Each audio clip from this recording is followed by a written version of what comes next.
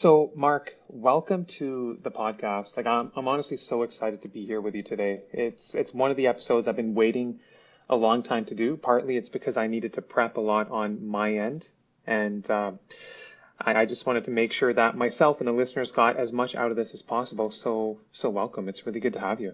Well, thanks so much for having me. I'm really happy to be here. And yeah, I think we're going to talk about some interesting and important things for us to know today. So, No, absolutely. And the thing is, there's not so much out there information-wise on this.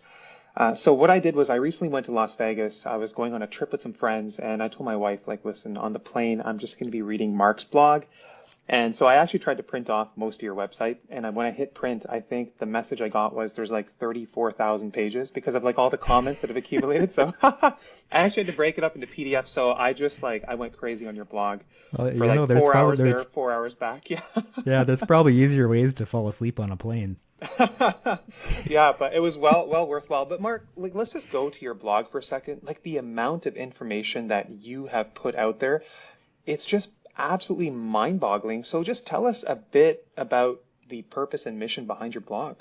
Yeah, it's one of those things. It's a lot of work to do, but I learned a lot doing it, and I've started working on it, and then I took a bit of a break with COVID because I was busy with my clinical job, and then I've kind of come back sort of refreshed and trying to be really focused with it because there's just so much you need to put it into a focused, easy to read format, and so I now have a very specific mission, and then my mission for the Loonie Doctor is to number one, empower Canadian professionals to proactively take charge of their financial lives, and the second part is to inspire my colleagues to use that power over their time and their money, both to have a fulfilling life and career, but also to lead and expand their impact in their families and their communities, because I think that goes hand in hand with each other. And then the final part is to collaborate and connect with others that share the same mission that I do, such as you. So it's great to be here with you to talk about this together. And the reason why I think this is so important is because financial health removes some of the stress and lack of control that really contributes to burnout within all professionals, including healthcare professionals. But it's one of those things we don't talk about, but it's there, and it impacts our ability to deal with pretty much everything else. And the reason why I think we need to know about it is even if we have advisors who can help us, they don't really know our values that well, and only we can make our day-to-day decisions. So only really we can manage our money and our time. So it's important for us to actually understand how that works so that we can get the most out of that relationship and operationalize it on a day-to-day basis. So we need to know about this stuff. And it's not just about avoiding burnout. A strong financial position really enables us to move our careers and our lives in good directions. It gives us power to actually take things in new directions. The average person changes jobs every 10 years or so. As physicians, we've put so much time into our training, we're probably not going to change fields completely, but we're going to be able to move around within our fields and within medicine to do a variety of different things over our career to keep it fresh and interesting. But we can only do that if we're in a good spot, and if we're able to think about how we can use that power for our advantage. So I think this is an important population to target as well, because the people who are physicians and other professionals, these are smart, motivated people, and they have a strong sense of purpose. So if you want to give someone the tools and see them use them, I think this is the population really to target. And the irony is, despite all of that, this is actually an area where I found very little written about it on the internet. I mean, there's lots of personal finance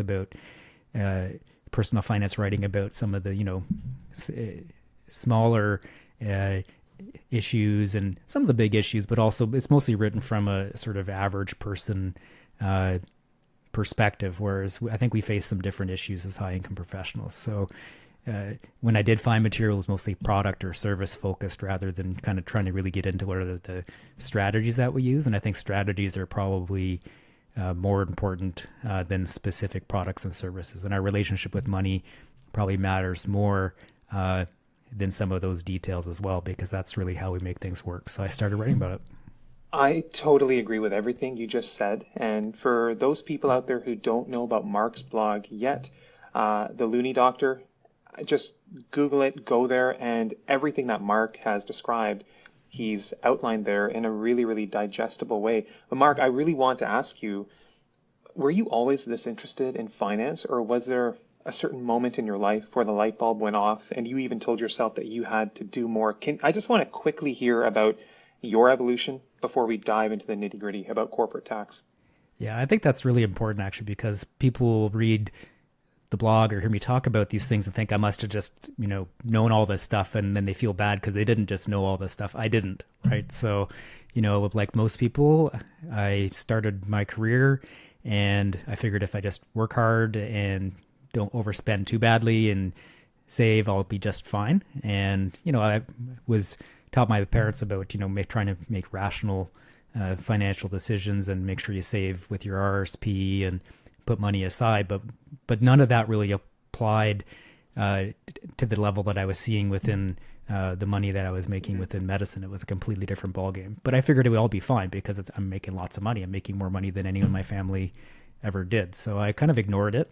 And, I was focused on starting my family, starting my career, all of those things, just like most people. But somewhere around 2017, we'd had a series of sort of provincial government clawbacks on physician fees, and the federal government was after us from a tax perspective as well. And here I was, my wife and I felt that we were working so hard, yet here we're being told we're not doing everything we should. So I started, I better pay attention to what I'm doing, because at that point, I pay a tithe to the university that I work at, so that's like a tax. We had a clawback, which is like a tax essentially, and then we had taxes going up on top of that. And I was starting to think, well, why are we doing all of this when we're getting like 33 cents on the dollar? Maybe we should either pay attention so that we get more out of it, or adjust how we do things. And that's when I really started to learn about it and then start to write about it. So let's move on then to just the basics of corporate taxation. Mark, maybe this is a good chance before the more detailed content, just to give us an overview of taxation inside a corporation, the small business deduction, how dividends are taxed, tax integration, that type of thing, and then we'll move on. Yeah, so I think this needs to be broken down into little pieces, but it's actually really important for us to understand, because if we don't understand, we don't ask the right questions from our accountants when we're dealing with them. So the way a corporation works is a corporation is basically a separate legal entity, and the way that it is set up is you pay a low tax rate up front on your active business income, and your active business income is really for the money from your practice minus the overhead, and overhead would include any salary that you pay yourself. So that's the active business income, and it has a low tax rate for the first $500,000. That's the small business deduction rate, which it varies by province, but it's roughly around 12%. And then over that $500,000, the corporate income is taxed at what's called the general corporate tax rate, which is around 27%. Again, it varies by province. But both of those are way less than the personal tax rates. If you were to take all of the money as personal income as you earn it, then you'd be paying way more tax up front. So the idea is that it has a lower upfront tax rate. But that's not the whole story. To actually use the money and spend it, you have to get it out of your corporation. And you would do that using dividends in this case. And that would be, then you pay tax on those dividends. And when you add up the business tax, which is around 12 or 27% plus the tax on the dividends that you get out, it's roughly the same as if you just earned that money personally. So people that just look at the dividend tax rate and thinks that professionals pay less tax, that's incorrect. When you actually add them together, it's actually usually more than you would have paid in tax just earning it personally, because this is called tax integration, which means that if you earn it through a corporation or earn it personally, it should be about the same amount, but it's not perfect, and it generally actually favors earning stuff through salary rather than corporate tax plus dividend tax. That's really interesting then, because a lot of the listeners to the podcast, they are incorporated. I myself, I'm going to talk about this later. I probably incorporated a little bit too early. Nevertheless, I'm incorporated. But then, so if it makes more sense to sometimes earn things personally rather than flow it through a corporation, can you just summarize why do we incorporate then, and why is it a benefit for us in the long run? Yeah, there's two big advantages to it, and these are really important advantages for business owners. And it was set up this way to actually help businesses grow, because that's what's good for our economy. A lot of our economy is small businesses. So that lower upfront tax rate is there with the intent of helping owners to smooth their income out. So instead of having super high tax rates in good years and then not being able to make it up in bad years, you're able to actually smooth that income out. So the income goes into the corporation, is partially taxed, and you can control how you give it out to smooth out the ebbs and flows, because most businesses have ups and downs in cash flow. It's not like you just collect a regular paycheck every week. So that's the one thing, is income smoothing. The other aspect of it is tax deferral. So you pay that small tax rate up front, and then you have more money that's left in the corporation to grow. And if you reinvest that money growing your business, that's good for everyone. And that's the intent of it. And of course, with tax deferral, you could also just defer tax and grow a large hoard of passively invested money. And there are safeguards that are put into the system to try to prevent us from doing that. They want us to, the system set up really would want us to partially tax it so that we have more money to grow our business, not just to grow a large tax deferred pile of money. Now, most of us use it in that fashion, and understanding how those mechanisms work is important so that we can do it efficiently. There's two big mechanisms. There's refundable dividend tax on hand, which is RDTOH, or RDTOH, which sounds like a Klingon word. Yeah. And then there's the passive income limits too. Okay. So RDTOH, the refundable dividend tax on hand, I know you've written about this in the blog. For me, it's taken me like several goes to actually wrap my head around this. So maybe, Mark, let's talk about RDTOH. Kind of summarize like what it is and why it's important to actually kind of release that, and kind of how we go about it. But give us an overview, and then we'll get into the details. Yeah, well, it's common to have to read it several times. I actually had to rewrite about it several times too, because it's not intuitive to us. It's you have these different income streams and these sort of, it seems like there's circular mechanisms that are all there. It's like endocrinology. Yeah.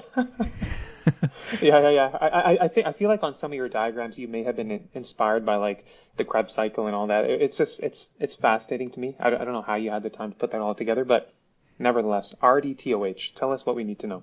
Yeah, so the first thing is it's what's called a notional account. So we have these accounts in our corporation that are notional, which means they're just on paper, they're for tax purposes. It's not like it's an account you put money into, but it tracks things so that you can use that to get refunds to your corporation or move your money out of your corporation efficiently. So it keeps track of those notionally on paper. And the RDTOH applies to investment income. So investment income is different from that active income. The active income's at that 12% small business rate. Investment income is passively invested income. And the way it works, it actually has the opposite. It has a high upfront tax rate because it's trying to discourage us from having just uninvested passive income.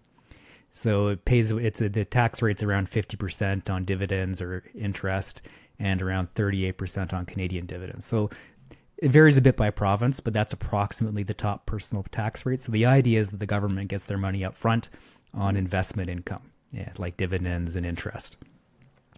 And what happens is it collects that tax, but then when you pay out dividends personally, some of that tax that's collected gets refunded back to the corporation. So when you add together that net corporate tax plus the refund and then taking the dividend out and paying the personal tax, it's actually a little bit more tax than what you would have paid personally if you just earned the interest and dividends personally. So again, it's not, tax integration is not really set up to favor us. But the main benefit is actually if you're able to take that money, invest it, move out enough dividends to get the refund because you need money to live on, and you're able to defer a bunch of investment growth in the corporation. So you have more capital to invest because you paid that low tax rate on the business income. And then if you keep it efficient by getting the refundable tax by flowing out dividends, then you can use that capital to grow more. Okay, I got it. Now, I'm just going to ask about this right away because I think it'll fit into here nicely. So what I have heard from some people is that if we are investing inside our corporation into Canadian equities that pay a dividend, some people have just told me right away, well, you should pay those dividends out to yourself personally to release that refundable dividend tax on hand. But my understanding from reading your blog is that whether or not it makes sense to pay that out personally really depends on the tax that you'll be paying on that eligible dividend compared to the amount that's going to be kind of refunded. So can you just tell me, does it make sense to pay Canadian dividends out to ourselves, or does it matter how much income we have? Just give us some guidelines there, because that to me has been unclear for most of this time. Yeah. So two parts to that, I would actually say. One thing is people focus on the eligible dividend efficiency and say, well, just buy eligible dividend paying stocks in your corporation. That would be a secondary consideration. The first thing I'd want to do is be diversified and collect, Yep. a variety of income. But with eligible dividends, they actually run more efficiently with tax integration than the other kinds of income. So what happens is you get 38.33% collected as refundable dividend tax in the corporation. And then when you pay out an eligible dividend, which you're allowed to when you collect one, the full 38.33% gets refunded back to the corporation. So that's better than what happens with other types of income, where only part of it gets refunded. So there's a net zero tax rate in the corporation when you move the money out. But what you have to also do is say, okay, well, I want to look at my total tax rate. And in some provinces like Ontario, the top tax rate for eligible dividends when you account for everything is around 39%. So if you're just paying it out, you're going to pay 39% tax and get 38% tax back to your corporation. So it may not make sense to do that unless you need the money. If you need the money, move it out. I mean, if you've got that refundable tax in there, in that account, move it out if you need the money, because then otherwise you've paid the tax up front and you might as well get the refund. Yeah, okay. So now in terms of moving, let's say we decide we're going to move those dividends out. Is it basically a 1-to-1 ratio? Let's say I invest, just for example, in TELUS, and I'm getting a certain amount of dividend income quarterly from that company. Is that the amount of dividend income I need to just move out from the corporation to basically get that tax credit? Yeah, it's roughly that. So for Canadian dividends, it's basically a dollar for dollar. So if you have a dollar of dividend come into the corp and you pay out a dollar of eligible dividend out, that's how it works out. With ineligible dividends, it's a little bit different just because the way the tax is collected and refunded.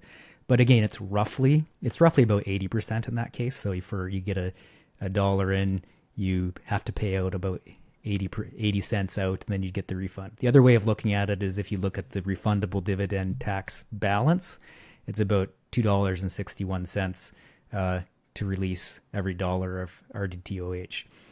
But the easiest way to think of it is basically it's set up that for whatever's collected in, you move basically that out, and then the money gets refunded. Okay. Last question on this is, let's say you're getting, I don't know, $1,000 of dividend income per month from these Canadian equities. That money that's going to be moved out personally, does that have to come from my investment account, or can it just come as a eligible dividend from the corporation? Yeah, it does not have to come from your investment account. It just has to come from your corporation. So your corporation owns both accounts. I generally, personally, I keep everything that's in my investment account and just keep reinvesting it. And I'll pay the dividends to myself out of my corporate business earnings. Got it. So, Mark, the way you've kind of been describing the new rules, tax integration, corporate taxation, it sounds like things have just been set up because the government, CRA, wants us to be moving money from the corporation into our personal hands, and hence the introduction of the passive income rules in 2018, 2019. Maybe now is a good time to just make sure. I think most people have a basic understanding of these passive income rules, but just give us an overview so that we're all on the same page before we go on. Sure, yeah. And this is one of those things you probably have to read about and learn about multiple times too. Yeah. So the first thing to understand is the difference between active and passive income. So active income's from your business.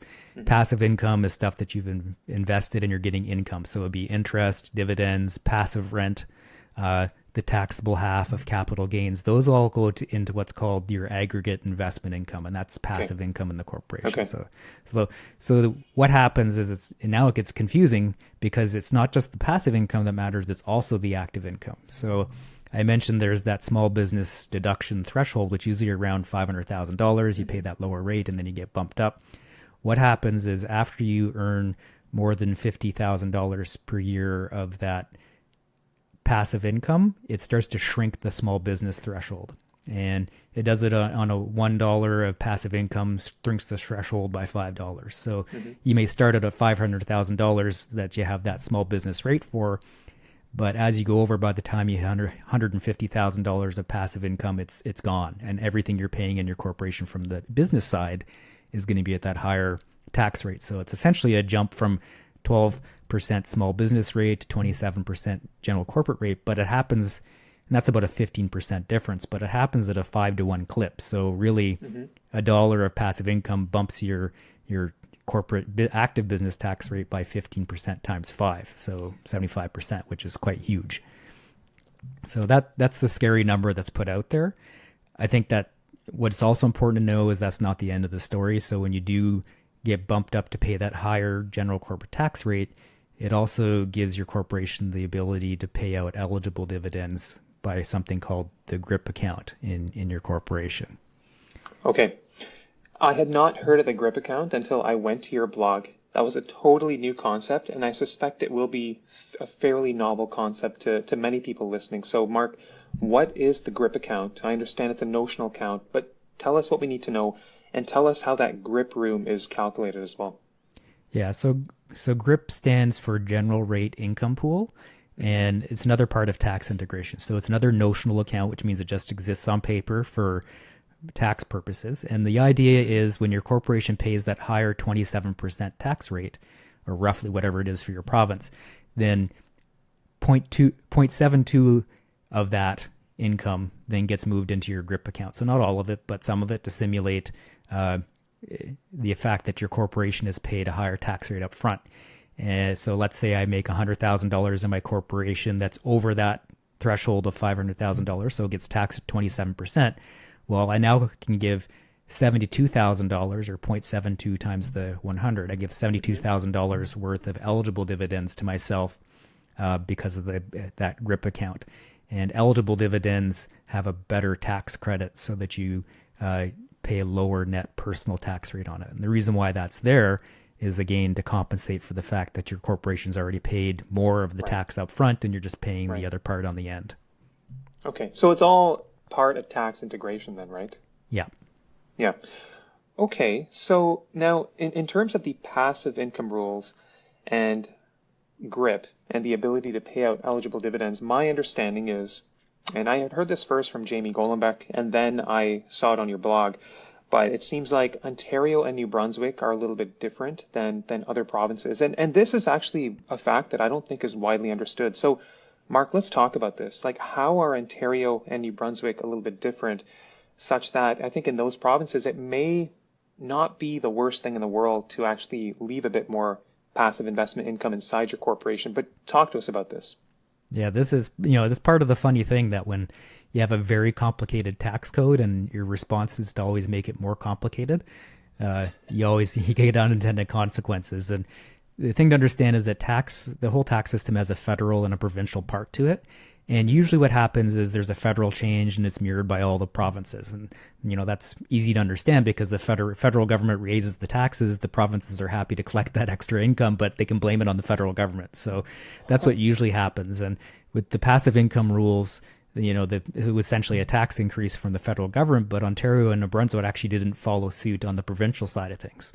So this caused a little nuance in the tax system that actually favors us. So what happened is for the corporate business tax rate, when you add the federal part, you get bumped up to that higher general rate, but the provincial part does not get shrunk by the passive income. So it stays at the low small business rate. And what happens is you get this blended rate, which works out to being around 17% instead of 27% when you get bumped just because of the passive income part. So what happens there is that the GRIP part, which is how much eligible dividends you can pay out, is actually calculated off of the federal rate. So even though you're paying this 17% rate instead of 27%, you get the ability to give yourself eligible dividends as if your corporation had paid everything at that high tax rate.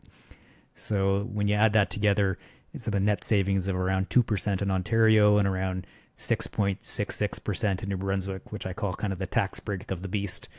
Yeah. But it's a big difference. And that it's so it makes it actually better to go over the limit as long as you're able to pass out those eligible dividends that you're generating. Okay. Super interesting, because I came across in your blog that I think you said you and your wife were considering maybe even relocating to New Brunswick. Now, I suspect it probably wasn't all for the tax reasons, but there were probably other elements of living in the Maritimes that you would have enjoyed. Can you just talk us through that a little bit? I just found that piece of information really interesting. I think people would like to hear about it. Yeah, I mean, I grew up in Northern Ontario Hmm. and with hiking, camping, and skiing, and really kind of missed that in the area that I was living in. We just didn't have the climate and the natural environment for that. So Hmm. my wife and I had realized that if we cut our cost of living a little bit by living in a lower cost of living area, not only would we be able to hang out with people that are kind of more moderate income and have a more laid back culture than the area that we were in, where there's a lot of there was a lot of affluence, but everyone's really busy working to pay for all of it, and it's hard to get out and about to go do things. So we realized if we did that, we would be able to have me work very part time or not at all, and so we could really kind of pick where we wanted to move. So we're thinking, well, if we have this ability, and let's think about where we want to retire to. Why don't we just move there now? It might be a good time to do it with our kids, just where they were in terms of school. So we went and checked out a bunch of places. New Brunswick was one of them, and we checked out some places in Northern Ontario as well. And we ended up actually moving to an area that's more moderate cost of living and has skiing nearby and rowing and hiking and camping all over the place. So it's been a nice place to live. And Mark, where are you physically now? Where do you live right now? Yeah, so I'm not sure if I'm allowed to reveal the exact location of the Loonie Doctor Bat Cave, but No, no worries, no worries. It's yeah, okay. No, I love that. You just there's so much suspense there, and I think that's going to keep people even more interested. I love it. Keep it going. Like a magician never tells anyone their tricks, right? So it's all that's good. right. So okay. So we've talked about a lot. Nice to kind of break it up with some personal anecdotes. Now, capital gains harvesting. So this is interesting because I know many people who have considered more boutique tax maneuvers like the surplus strip as a way to maybe move money from the corporation. But I think you were talking about how you haven't really felt the need to do things like that because you have periodically taken advantage of capital gains harvesting to funnel money from the corporation into your personal hands for whatever reason it may be. Can you talk to us about this concept? I want to make sure people understand kind of why capital gains inside a corporation can be so powerful. Talk to us about the mechanics, and maybe, Mark, we can just illustrate it with a small example as well. Sure, I'll do my best with Yeah, math in my head here. yeah. I suck at public math, so you're safe. You're safe. You'll do better than me. Okay, Yeah, good. Phew. Yeah. yeah. No. So the thing to understand with this is there's another notional account, which is the capital dividend account. So you'll hear people talk about that because it's usually something used by insurance salesmen to say, oh, look, you can get tax-free dividends by using your capital dividend account. But what the truth is, your capital dividend account is really for capital gains from any source. So it can be from stocks or bonds or equity investing, whatever, ETFs, whatever you want. Hmm. And the idea there is another part of tax integration is that capital gains in personal hands are taxed very favorably. Only half of the capital gain when you sell it Hmm. is taxed, and it's only taxed when you sell it or realize the gain. So as a personal person, the general rule of thumb is actually to delay realizing your capital gains as long as you Hmm. can, because then you're deferring having to pay the tax. But it can be a little bit different in a corporation because a corporation, you're paying out money from the corporation to live on anyways. So if you have a more efficient way of paying out that money to live on than instead of regular dividends or salary, then it can be an advantage. And the way that it works is when you realize the gain, you owe tax on it. So if you realize a gain in a corporation, you're going to Hmm. owe the tax on it. But so what you can do in terms of harvesting is you sell something that has a big capital gain, you realize that gain, you buy it. I usually buy it immediately again because I don't want to miss any time in the market. But what I've done is I've now triggered tax on that capital gain. And that sounds like a bad thing, but it's potentially a good thing. So what happens in a corporation is half of the capital gain is taxed. So it's taxed at that high 50% tax rate that I was talking about, but only half of it's taxed. So it's really 25%.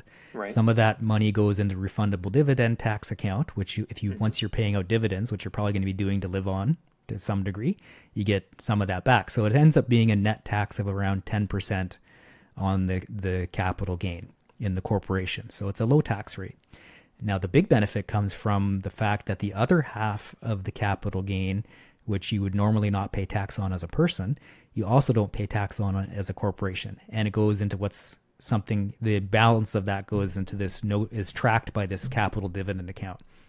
So that gives you the ability to give yourself what's called a capital dividend, which is a tax-free dividend that you can give yourself personally. So it's a way of moving money out of your corporation tax-free, using a capital dividend instead of paying yourself a regular dividend or salary. So the net tax rate between you and your corporation is going to be somewhere between 10 and 25%, depending on whether you get refundable tax or not, which is going to be much lower than if you're paying yourself salary or dividends to move that chunk of money out. So I can give an example of it. Let's say if you're, Sure. yeah, I'll do my best with this. Let's try. Maybe with like a gain of, let's say, $100,000, then we can just, Yeah, nice so round numbers. yeah, let's use nice round numbers. So $100,000, maybe I'll let you do this.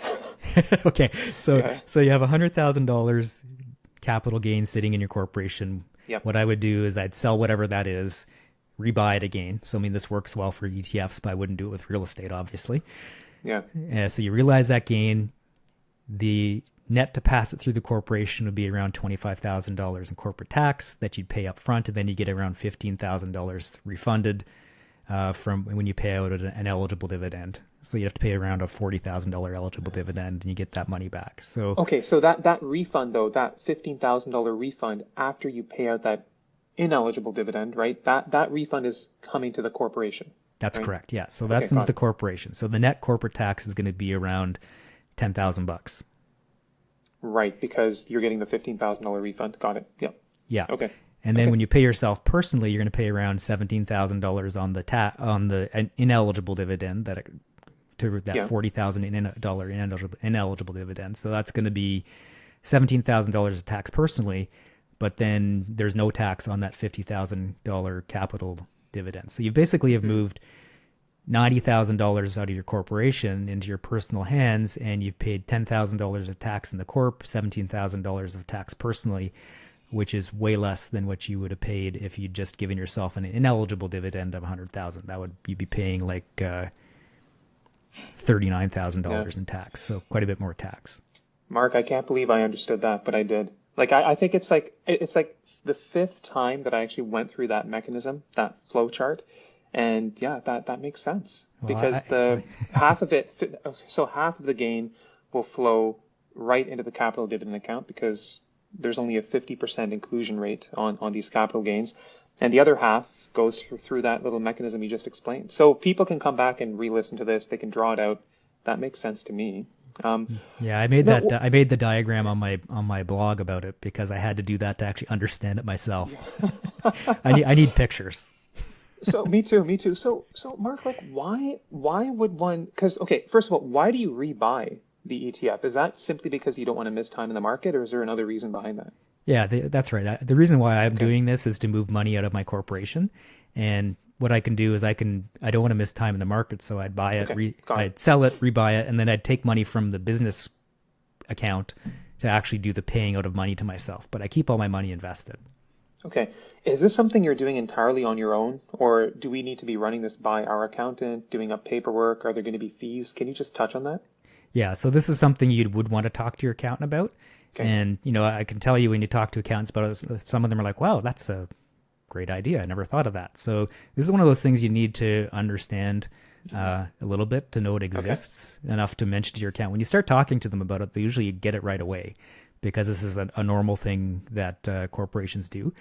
But they do have to do what's called a capital dividend election. So it is a special paperwork where they have to track exactly what the capital gains and losses from your corporation have been over time to make sure that you have a positive balance in this capital dividend account. Because if you have capital losses, they subtract from the amount that you've got in there. So they've got to confirm that you have a positive balance, and they have to file a special election piece of paperwork with CRA that you can then pay the money. So it's not something you just do and then you pay it out tomorrow. This is something you talk to your accountant about, plan it out.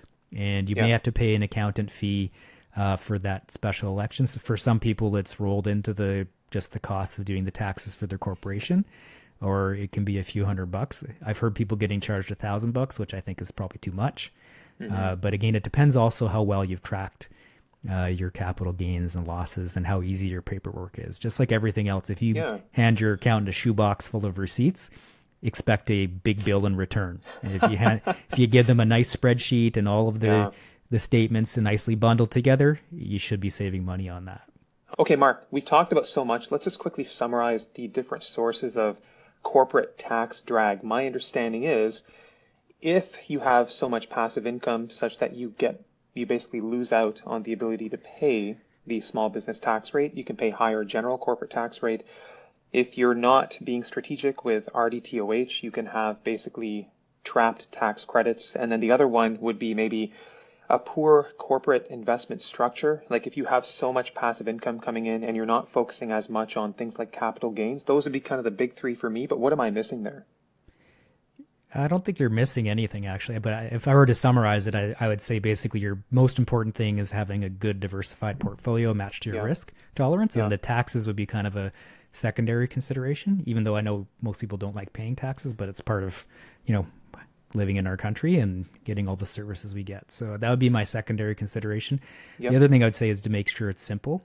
There are strategies you can use that you end up paying high fees to get a small tax savings. And what you've done is essentially, traded fees for tax savings. So it doesn't really help you. And if you make it too complicated, then it's probably not worth it either, just because it stops you from actually doing things. So what you really want is a simple low-cost strategy. And if I were to summarize the easiest way to do that, one is to make sure you use your TFSA and your RRSP. If you qualify for it, use your FHSA and your RESP. So all these tax shelters accounts that everybody gets, those are actually the best way to get rid of tax drag. They're tax sheltered, where a corporation is not actually tax sheltered. You pay tax on that income, but it is sheltered in a TFSA and RSP, etc. Plus, using those shelters allows you to move money out of your corporation and you have it spread out in different account types. So it's not all just collecting in one account where when you do that, you're going to grow more passive income in your corp because you're growing more in your corp. So that would be the easy strategy. And the other thing I'd say is, in terms of the passive income limits, don't worry about it for Ontario and New Brunswick because we don't have too big of an issue there. Other provinces, it could be an issue.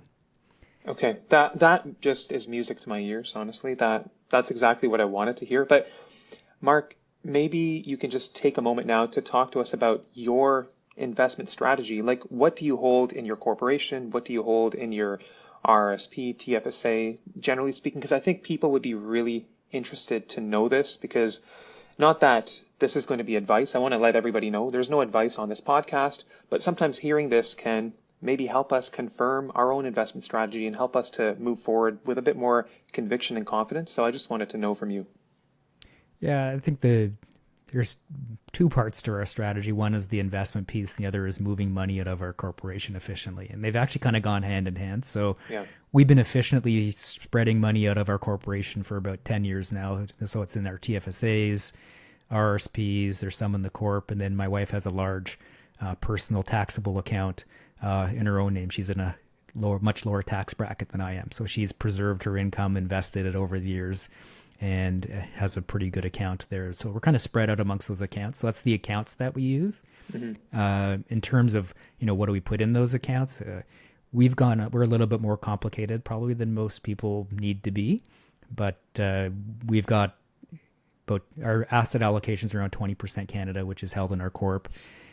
We've got 20% to QQQ, which covers the NASDAQ 100 in our corp as well. So it pays a bit of a lower dividend, and it's a bit complicated because that's a large cap growth tilted fund. But Canada is mostly financials and oil and stuff like that, whereas the NASDAQ 100 excludes all those things. So it helps to balance that out a little bit, and it keeps our income in our corporation mostly just Canadian eligible dividends and not much else. So our corporate income has not been very high.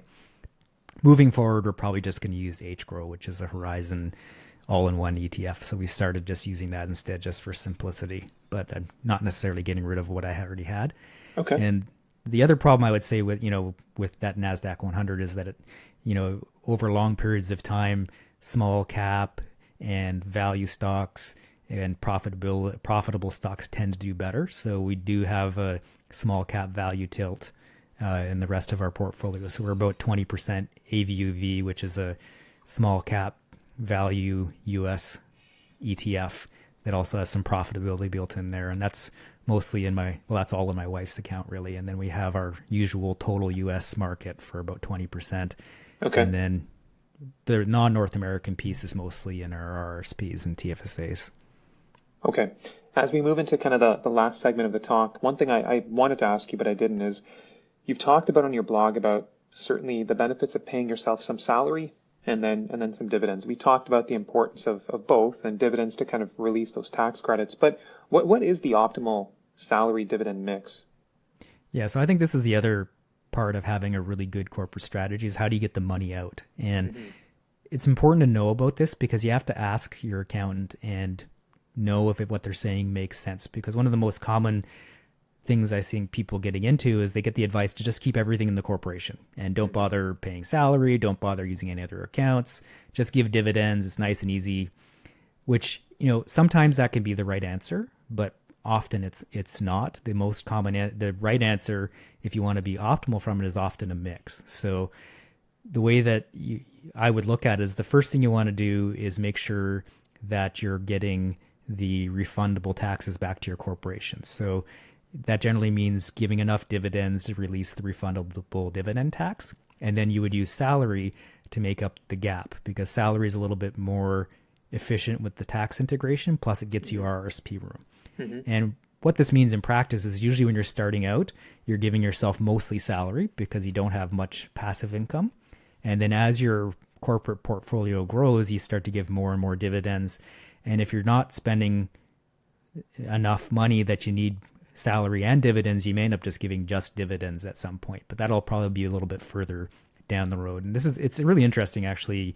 This is something that Ben Felix and Braden Warwick just did a white paper on using IPPs. Yes. And I've been looking at it as well with RRSPs and salary and dividends. And that's exactly what happens when you look at how to optimally do it. You start out with a lot of salary, then you start to give more and more dividends as your investment portfolio grows. So I would start with the amount of dividends I need and then use salary to make up the rest. So that white paper is going to be the next thing that I tackle from Ben Felix. Somebody had sent it to me. I was just blown away. I was like, this is kind of what we've been looking for a long, long time. I know they mentioned, and you just mentioned individual pension plans, the IPPs as well. I thought for a long time, Mark, like with these passive income rules, I thought a lot of people would be affected. But now, as we've talked about it, Ontario, New Brunswick, for sure, maybe much less of an impact. Like what is your take on IPPs? I just wanted to get a sense. Is this something that you've also looked into for yourself, just to kind of mitigate some of the tax impact in the corporation?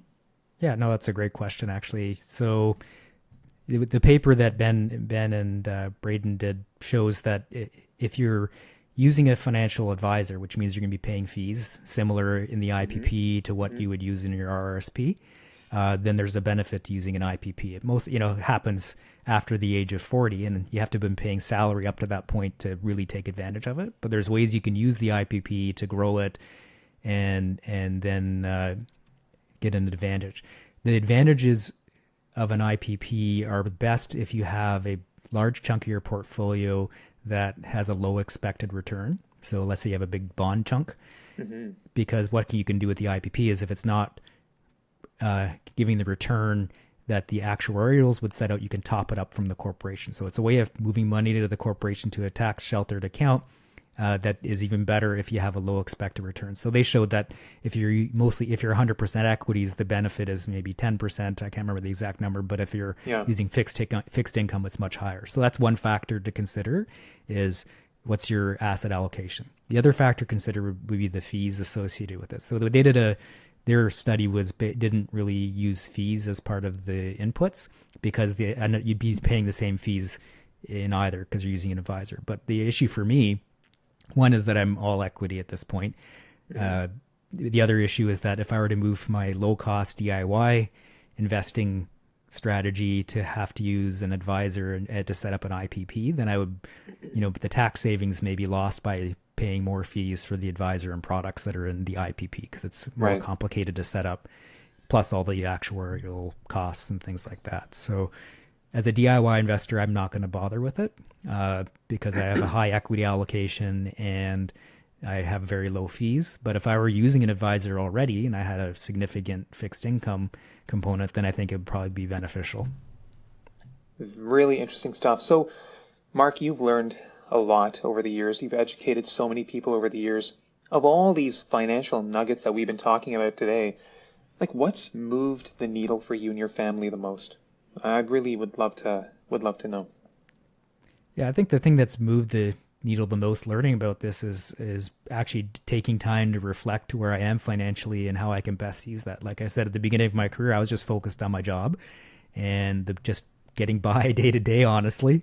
But writing about this stuff and learning more about money and how the role it plays in our lives and how we can actually use it has probably helped us the most. It's helped us make big changes. I mentioned that we moved cities, and part of that's based on some of that data. I mean, if you look at the data on where people live that makes them the happiest, it's actually someone who lives in a nice neighborhood in a moderate to lower income area, because you have security where you live, but you also hobnob and have relationships with people from all walks of life quite frequently. So when you're comparing yourself to others, which we all naturally do, you're not constantly feeling inadequate.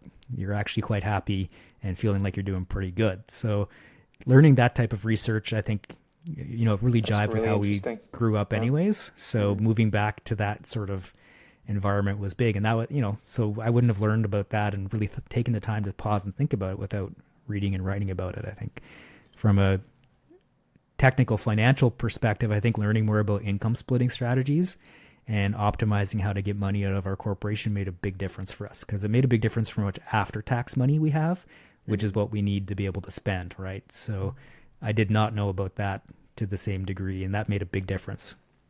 Yeah, I think income splitting is something I need to do a much deeper dive on. But your comment about where you live and how that shapes your outlook on life. Like I grew up in Kingston, Ontario, and for me, for all the reasons you described, I mean, that's why Kingston has a very soft spot in my heart. I mean, and look at today, we're growing up in a world where everything is based on comparison, especially with social media. I feel like everything's driven by social media. We're seeing what other people are doing, like how other people are, or what they're spending on life, on kids' birthday parties, everything. Like it's just not so. All of what you said, it really resonates with me. Mark, last financial question is, and people wanted me to ask you this. I was at a conference, at the Physician Empowerment Conference a few weeks ago, and Yeah. I asked people like, what would you want to ask Mark? And so they said like ask him about decumulation. And I know you have started to investigate decumulation strategies more, and it sounds like you're still young, but I think that you're probably already starting to think about this. You've been moving money efficiently from the corporation, and you've been an advocate for investing through the corporation, through tax or through registered accounts, RSP, TFSA, RESPs. So I guess, what have you learned about decumulation? And I'd like to know, like, it sounds to me that having all of these accounts, all these buckets can help, but what have you learned in terms of like, where do you pull money from first, and how does that make things more efficient down the road? Yeah, this is something that's really interesting. And that's why I mentioned the part about after tax money. I made I spent a lot of time learning about it and playing with it. And I made this calculator, which I call the decumulator, but that Yeah. it tries to optimize how much money you get out. And the first thing you start with is how much money do you need to live on? And Yeah. then the next question I would ask is, okay, what's the money that I have to take every month? Which is going to be, if you have a pension, there's your pension. If you have some other rental income, I mean, you get that every month. That's where you're going to have that. And so how much do you have left over when that pays to your tax flow? And then you start accessing your other accounts to make up the difference until you have enough money, essentially, and make sure that you're keeping your corporation efficient. So the general rule of thumb is to try to tax defer as long as you can. Yeah, so you would ask some of your personal after tax accounts first, probably, and then it gets a little bit fuzzy when you start to get into the over the age of 65, because there's old age security clawback. So sometimes you'd want to target your corporation first. Sometimes you'd want to target some money from your TFSA. Sometimes it'd be from a personal account. The algorithm changes. So when I did the calculator that I built, it actually simulates different scenarios and goes back and does it. So this is why a lot of people I don't think write about it, is because it's actually complicated and it varies by situation. So if this is one of the areas where having a fee only or some other financial advisor make a drawdown plan for you is really, really valuable. And I think that's money well spent. I mean, you can use my calculator to get an idea and play with it, and it'll draw from the different pots and tell you your cash flows over time, et cetera, and how much you'd have left in your estate, that type of thing. and it adjusts it based on your old age security clawback and your cash flow needs and stuff like that. But it's also one of those things that a fee-only advisor is good for. Yeah, I totally agree. It's something I'm going to learn about more over time, and then I'm going to go play on your calculator. Yeah, There's another. I am gonna Yeah, write about it more too. Once yeah. I built the calculator, and haven't had the time to sit down and break it into pieces that people can understand and explain it step by step. Oh, it's such a fascinating topic because I know we spend so much time focusing on accumulating wealth, but then it's like when you have it, how do you decumulate in an efficient way? And there's one other individual, Frederick Vatisse, who is an actuary, and I know he likes to write on this topic a lot. So he had published an article, I think, a few years ago, and he also mentioned something very similar to what you said in that, okay, you've got your taxable accounts, your registered accounts, and it's not just like suck money out from one first, followed by the other, but there is actually maybe to even do a bit of both or in a more staggered fashion. Yeah, So it's again, usually a mix. yeah, it's usually a mix. That's what I understand too. So Mark, given everything you've learned financially in medicine and in life itself, like taking all of this, what would you want to tell your kids about how they should look at life and live their life?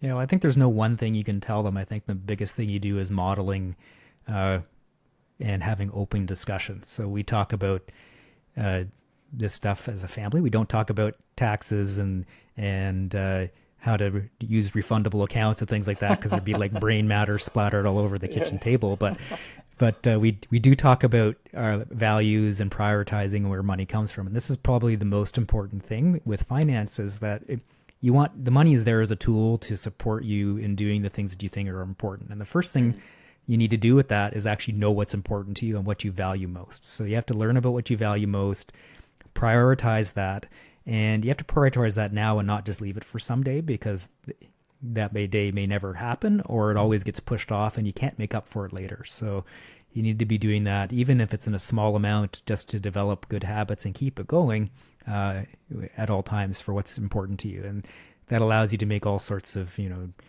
decision rules and other ways that you can use to simplify when you face these dilemmas by knowing where your true north is. Essentially you can then use your compass better, which is kind of like using your money. So I think that to me is the biggest financial non-financial lesson that I want to make sure my kids know, because the other parts are actually just the math, and that's you can set that up to be simple, automated, and easy, but you have to know what you're doing it for.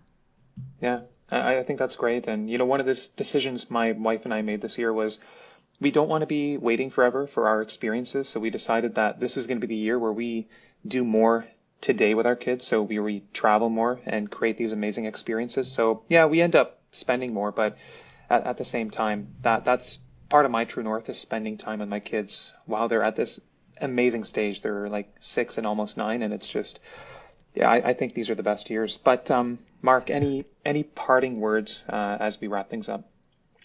Well, I would say we've covered some pretty heavy financial material, but I would again say it's not something that people just pick up right away. You've mentioned reading stuff several times. I've had to rewrite things several times. The biggest thing is to remember what the big questions are for your advisors and your accountants. You have to need to know what your values and preferences are. You have to know a little bit about refundable taxes and how the accounts work so that you make sure you talk to your accountant about that and make sure you're emptying out those notional accounts.